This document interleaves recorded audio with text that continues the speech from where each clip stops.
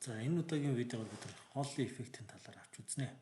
За тэгэхээр Холли эффект нь яг ямар учиртай вэ гэхээр бид ингээд дамжуулагч утас авъя гэж бодъё. Тэгээ эндээс ингээд гүйдэлгүүлээ. За гүйдэл маань бол нэмэхээс асах руу. За ингээд гүйдэлгүүжээ гэж бодох юм бол бид энэ дамжуулагч утасны яг ингээд хоёр талд вольтметр ингээд тавья. За ингээд вольтметр тавих юм бол энд бол юу болох вэ гэхээр яг энэ ижил цэгүүд маань болохоор ижил потенциалтай болно. Тэгэхээр потенциалуудын ялгуур юу болох вэ гэхээр тэг болно. Тэгэхээр энийг бид ингээд соронзон оронд оруулчвал за одоо жишээ нь цаашаа чиглэлтэй ямар нэгэн B гэсэн соронзон оронд оруулчвал энэ хоёр талд нь бол потенциалын ялгуур үүсдэг. Буюу энэ вольтметрийн залт тэгээс ялгаатай болно гэсэн үг. Тэгэхээр энэ үзэгдлийг бид юу гэж нэрлэдэг вэ гэхээр Холли эффект гэж нэрлэдэг. Тэгэхээр соронзон орон дотор дамжуулагчийг оруулчингууд тэр дамжуулагчийн одоо потенциалын ялгуур тэг байх ёстой газар яг нь үгээр потенциалын ялгуур үүсэж байгааг ерөнхийдөө бол Холли эффект гинэ гэсэн үг. За тэгэхээр яг саяны хэсгийг ингээд авч үзье. Нэгэсний дамжуулагчаар гүйж байгаа гүйдлийг нь тэгээд энэ хэсгийг соронзон оронд оруулсан зургийг харуулъя. За ингээд харуулах юм бол юу болж ийнө вэ гэхээр гүйдэл бол баруун тишээ гүйжүүл за нэмэгт гүйдэл бол өөрөө нэмэгт цэнийг хөдөлгдөг. Гэтэл дамжуулагч дотор бол нэмэгт цэнийг хөдөлдөггүй. Нэмэгт цэнийг бол өөрөө протон гэсэн үг. Протон ч өөрөө хаана байдаг гэхээр цөмдөр байдаг. Тэгэхээр яг дамжуулагч материал дотор бол юу хөдөлгөө вэ гэхээр чөлөөт цэнийг нь электрон болж үүрдэг. Тэгэхээр электрон бол гүйдлийн чиглэлийн эсрэг байна. За тэгэхээр энэ бол яг цэнэгт бөөгний хөдөлгөөнийг зөв дэвшүүлсэн зураг байна гэсэн үг. За тэгэхээр бид нар баруун гарын дүрмээр цэнэгт үйлчлэх хүчийг тодорхойлдог. За гэхдээ энэ бол нэмэгт цэнэг дээр. Нэсний F тэнцүү Q VB. Энэ бол нэмэгт цэнэг дээр гэсэн үг. За гэтэл сөрөг цэнэг болоод ирэх юм бол энэ одоо цэнэг маань бол өөрөө сөрөг болчихно.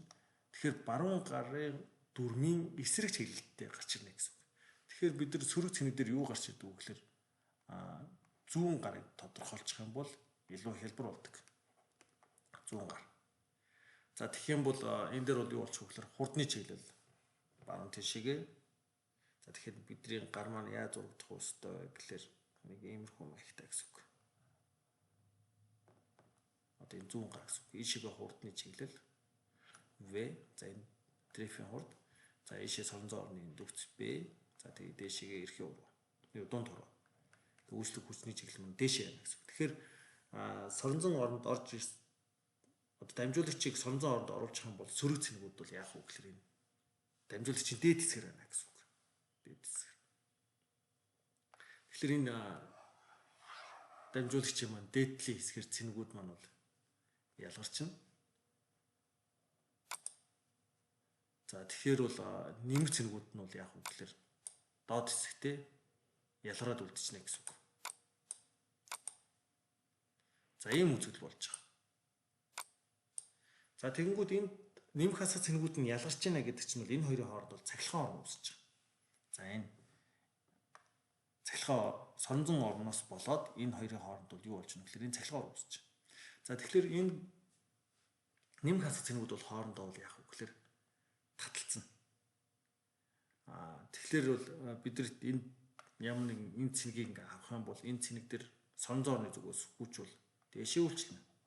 FB magnetic force бол яах вэ гэхээр дээшээ. Electric force бол яах вэ гэхээр доошоо гарч ирнэ гэсэн. Тэгэхээр ийм одоо тэнцвэрт байдалд орох хэмжээнд яах вэ гэхээр Doppler эффект үүсгэх нь байна. За тэгэхээр бидний энд одоо чинь вольтметрийн заалт бол юу гэж заагдах юм бэ гэхээр бол энэ AB потенциалын ялгуур буюу вольтметр маань E хүрчих нь D болно гэсэн. За энэ зайг хэдүүлээ D гэж үзье. D. За тэгээд энийг хэдүүлээ зузаан буюу thickness буюу за тау гэсэн үгээр тэмдэглэж. За тэгэхээр бид нар энэ вольтметрийн заалтыг олох зорилго тавья. За тэгэхээр энд бол цэнэгт үйлчлэх хүчний нийлбэр бол тэг байна. За тэгвэл энд бол соронзон орны зүгээс үйлчлэх хүч маань бол QV. За энд бол дрифтийн хурд D. Тэг үрчин B тэнцүү энэ хоёрын хооронд үүсэж байгаа цахилгаан. Тэгэхээр Q үрчин E. гарч ирнэ гэсэн үг. За тэгэхээр энэ дээр бол хүчний нийлбэр тэг болчихно гэдэг маань ерөнхийдөө бол FB-гээс хасах нь FE тэнцвүүдийг учраас энэ бол тэнцвүү нөгөө тал руу гараад ийм хэлбэрээр бичнэ гэсэн үг. За эндээс Q-нууд нь хураагчин. За Q-нууд хураагчин бидний энэ дээр E гэдэг цахилгаан орн маань бол юу болчих вэ гэхээр дрифтийн хурд үржих нь V болно гэсэн үг. За энийгээ бид нар D зайгаар үржүүлчих юм бол вольтметрийн заалт гарч ирнэ гэсэн үг. V дриф үржих нь B за үржих нь D. За эндээс бид нар дрифтийн хурдыг өмнөх видеонууд дээр ярьсан 7-гийн 1 дээр ярьсан. За сая 7-гийн 9-ийн 3 дээр хүртэл ярьсан байна. За тэгэхээр дрифтийн хурд гэдэг маань бол I-ийг хуваах нь N за Q E. За энэ Q-гийн оронд бол өмнөх видеон дээр бол E игэл цэгийн хэмжээ ярьсан. За тэгэх юм бол энийг авчид бид ингээ орлуулчих юм бол V гэдэг маань I N Q E за тэгээд B үржих нь D болно гэсэн үг. I B D N Q A. За эндээс бидний энд A гэдэг маань бол хөндлөн огтлын талбай буюу энэ дээр бол энэ хэсгийн талбай маань A болж байгаа гэсэн үг. Энэ цэнийг урсгах хөндлөн огтлын талбайг хэлээд байгаа.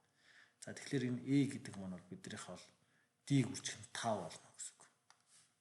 D-г үржих нь 5. За эндээс бидний хувьд юу болох вэ? D D-г хураагчин.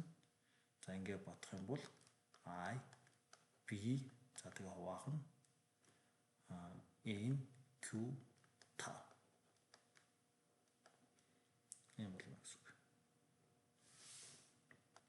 За бид N гэдэг бол нэг жижиг хүнд байх чөлөө цэгийн тоо гэдгийг мэднэ. Чөлөө цэгийн концентрац гэж нэрлэдэг. За тэгээд энийг Q буюу игэл цэгийн хэмжээгээр үзүүлээд ингээ гарах юм бол энэ бол соронзон оронд оруулснаас болоод хоёр цэгийн хоорондох потенциалын ялгуур нь яах вэ гэхээр ийм хэмжүүдэхнээс хамаарч байна гэсэн үг. Тэгэхээр бол гүйдлийн хэмжээ их байх, за мөн гадны соронзон орны хэмжээ их байх гэдгээс хамаарх нь. Тэгээд мөн адил энэ зузаанаас хамаарч байна гэсэн үг. Зузаанаас гэхдээ энэ дээр бол уруу хамааралтай харуулж байна.